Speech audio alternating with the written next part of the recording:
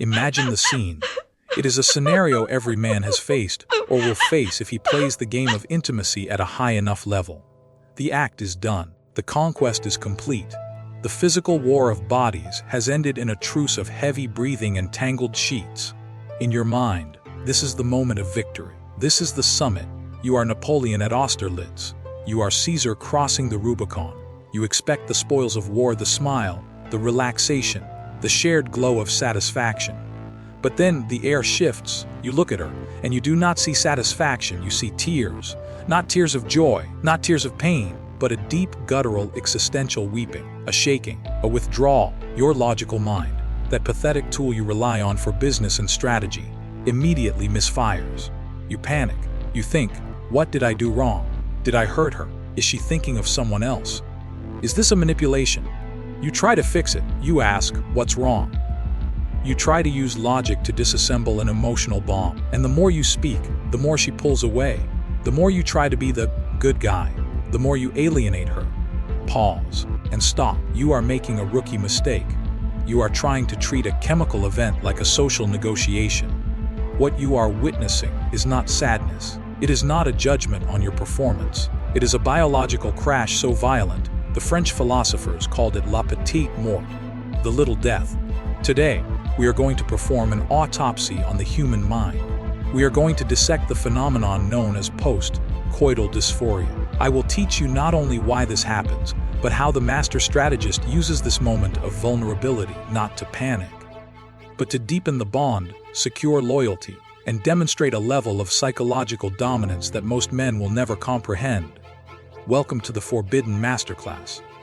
Let us strip away the romance. Let us strip away the poetry. We must look at the human animal as it truly is, a bag of chemicals, steered by electricity, desperate for survival.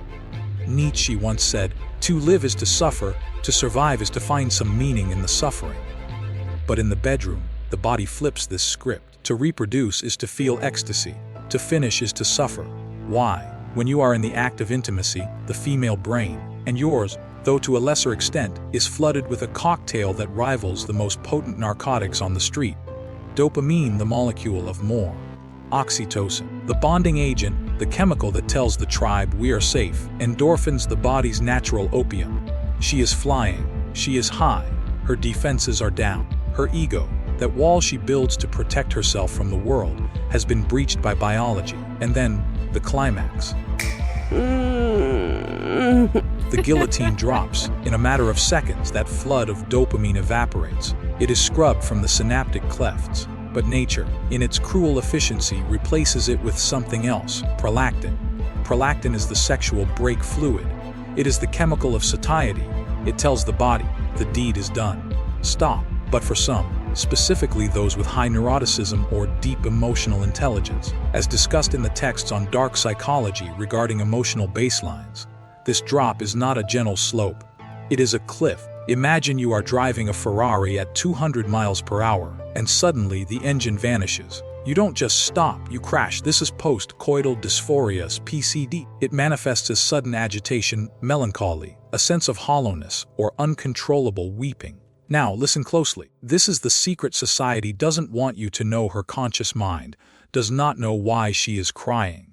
She feels the chemical crash, and her brain, desperate to make sense of the pain, starts looking for a reason. It scans her memory files. Am I crying because of my father? Am I crying because I feel used? Am I crying because I'm unlovable? Her brain is fabricating a narrative to explain a chemical reality. If you as the man step in and ask, "Why are you sad?" you force her to latch onto one of those fake narratives. You validate the hallucination. You make the fake sadness real. You have just walked into a trap set by millions of years of evolution. I want you to pause and ask yourself, how many arguments have you started because you tried to solve a problem that didn't exist? How many times did you try to be a fixer when you needed to be a container? If you are brave enough to admit you failed this test before, hit the like button. Let the algorithm know you are ready for the truth. We must analyze the subject. We must consult the intelligence reports. In the dossiers of dark psychology and the analysis of body language, We learn that humans are constantly leaking information. You must learn to read the micro-expressions of the crash before the tears even fall. Most men are blind. They roll over and check their phones. They light a cigarette. They bask in their own glory. Meanwhile, the storm is gathering next to them. Look at her body language. Is she curling inward? This is the fetal position, a regression to the safety of the womb. It signals a need for protection. Is she stiffening? This signals a fight or flight response. The prolactin has triggered anxiety. Is she avoiding eye contact? This is shame. The little death has stripped her of her persona, and she feels exposed, ugly, raw. The Italian diplomat Machiavelli taught us that men judge generally more by the eye than by the hand. For everyone can see and few can feel. You must be the few who feel. When she enters this state, she has entered what I call the 0 point. The 0 point is a state of total psychological fluidity. Her ego is dissolved. She is suggestible. She is fragile. A weak man exploits this for cruelty. A narcissist exploits this for supply. He gets off on seeing her break down because it makes him feel powerful. But the strategist, the psycho-smart operator, he recognizes that this is the moment of highest potential bonding. If you can stand in the fire of her emotions without flinching, without trying to fix it, without making it about you, you become an anchor in her chaotic ocean. You imprint yourself onto her nervous system as the source of safety. This is not being nice. This is Pavlovian conditioning. You are wiring her brain to associate her deepest vulnerability with your strength. So, how do we execute? What is the tactical maneuver? Let us look at the 3 secret techniques against deception. Found in dark psychology literature, one of the core principles is state management. You cannot control her state if you cannot control yours. When she starts to cry, your cortisol spikes. You feel attacked. You feel inadequate. Suppress that. Kill that reaction. It is a weakness. Step 1: the physical containment. Do not speak. Words are logical tools. She is in an emotional storm. Logic does not penetrate the storm. Instead, offer containment. Pull her in. Wrap your frame around hers. Apply deep pressure. Deep pressure therapy is used to calm autistic children and anxiety patients because it signals the nervous system to down-regulate. You are becoming a human weighted blanket. Step 2: the verbal anesthetic. If you must speak, use a low, monotonous tone. Do not ask questions. Questions require cognitive load. She has no cognitive energy left. Do not say, "Why are you crying? What's wrong?" Say, "I've got you. You're safe." Let it out. "I'm right here." Notice the difference. The first demands an answer. The second grants permission. Step 3: the reframing. Once the storm passes, and it will pass usually within 10 to 15 minutes as the oxytocin re-stabilizes, she will look at you with embarrassment. She will expect you to mock her or be annoyed. This is the prestige of the magic trick. You look her in the eyes and you normalize it. It's just the intensity. You say, "We went deep." It's normal for the body to crash. By framing the crying as a symptom of the intensity of your intimacy, you turn a negative sadness into a massive positive. We shared something powerful. You have just used a technique called NLP reframing. You have rewritten reality in her mind. This is a technique that CEOs use in boardrooms and cult leaders use in ashrams. It is the ability to take a chaotic event and give it a meaning that benefits you. Are you starting to see the matrix? If you want part 2 on advanced NLP techniques in relationships, drop it in the comments. Let us look to history. Let us look to Napoleon Bonaparte and Josephine. Their letters reveal a tumultuous, passionate, toxic, and obsessive relationship. Josephine was known for her emotional volatility. Napoleon was known for his command. There are accounts of Napoleon's approach to discord. While he was a hothead in politics, in the realm of influence, he understood the power of presence. When a soldier was dying, Napoleon would sometimes sit with them, not offering medical lies, but offering the presence of the emperor. To die in the presence of the emperor was a glory. When your partner is in the throes of PCD, she is, metaphorically, dying. The little death, be the emperor. The emperor does not fidget. The emperor does not ask, "Are you mad at me?" The emperor sits, he observes, he protects his territory, and she is your territory. If you reject her during PCD, you are abandoning your territory. And nature abhors a vacuum. If you create a vacuum of emotional support, someone else, or something else, will fill it. This brings us to the dark triad warning. I mentioned the narcissist earlier.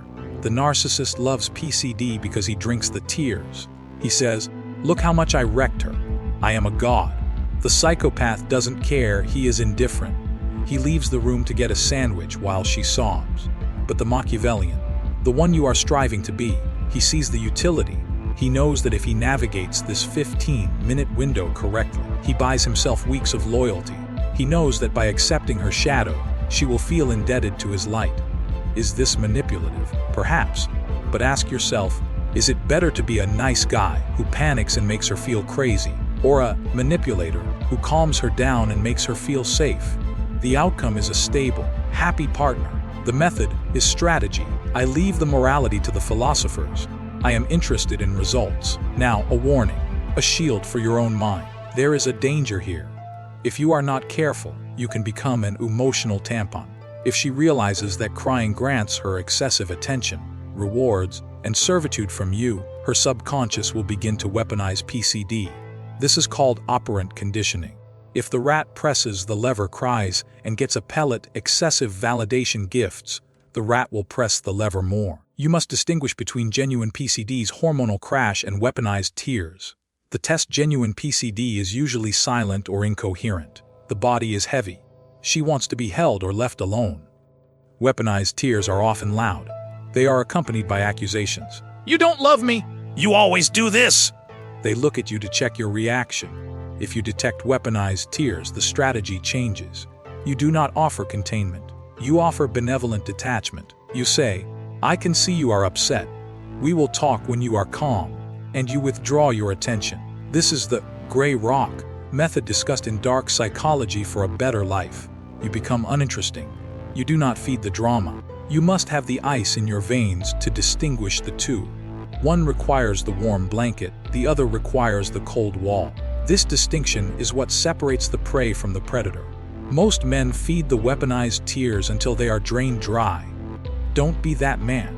Subscribe to this channel, because in the next video, I will show you how to spot a narcissistic partner within the first 5 minutes of a date. You cannot afford to miss that. We have traveled from the chemical lows of the brain to the strategic highs of human interaction. Post-Coital Dysphoria. It is not a curse. It is a biological reality. It is a reminder that we are not machines. We are animals carrying the burden of consciousness.